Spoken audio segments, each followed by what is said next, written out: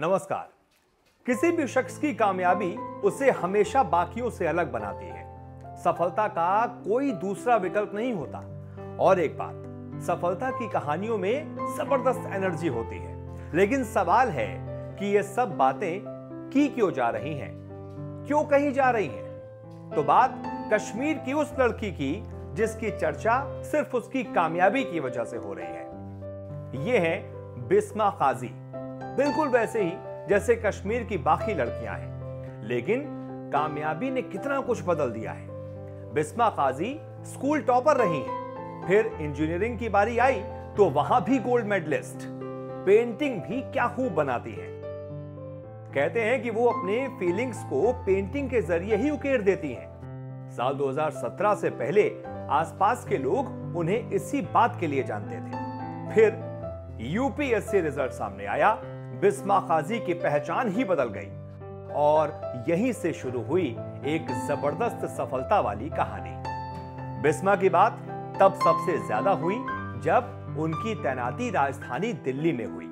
जब हैदराबाद से ट्रेनिंग लेकर वापस लौटी तो उन्हें एसीपी सुभाष प्लेस तैनात किया गया।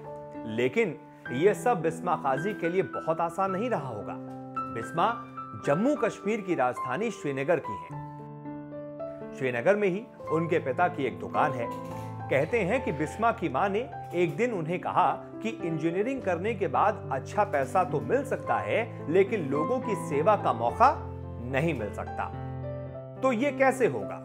कहते हैं कि इसी के बाद बिस्मा काजी यूपीएससी की तैयारियों में जुट गईं। साल 2015 में पहली बार बिस्मा दिल्ली आई। तब ना तो मंजिल के बारे में मालूम था और ना ही रास्ते मुकम्मल थे। कुछ दिनों तक दिल्ली में यूपीएससी के बारे में जानने समझने की कोशिश की।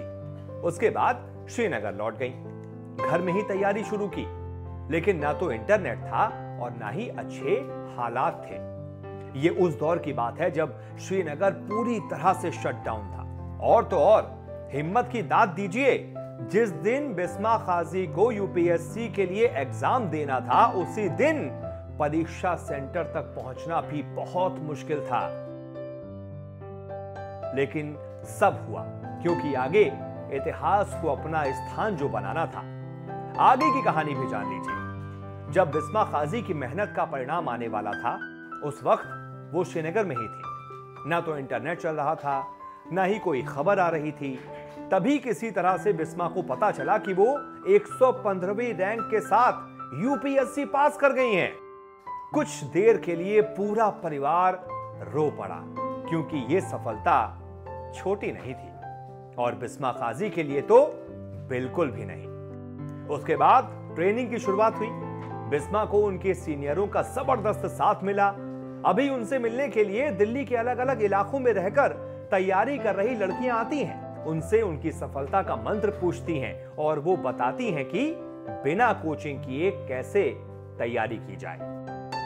इस पूरी कहानी से एक बात तो साफ है कि जिसके लिए सफलता एक जिद हो, उसे मुश्किलों से बहुत अच्छे से लड़ना आता है।